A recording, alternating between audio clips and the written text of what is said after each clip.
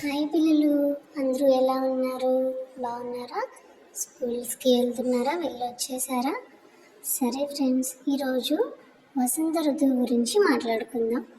వసంతం అంటే ఋతువుల రాణి, నవ్యత్వంతో కూడిన సౌకుమార్యం, సౌందర్యం. వసంతకాలమందు ప్రకృతిలో మనం చూడవచ్చు.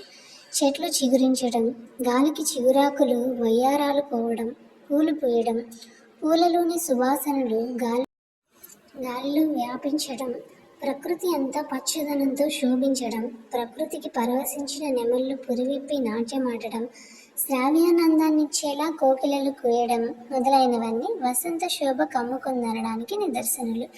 మీ అందరికీ వసంత ఋతువు గురించి తెలుసా? తెలిస్తే కామెంట్ చేయండి. వసంత ఋతువు మనకి ఎట్లా వచ్చింది, ఎప్పుడు వచ్చింది, ఏంటి అనేది నెక్స్ట్ వీడియోలో చెప్పుకుందాం. బాయ్ పిల్లలు.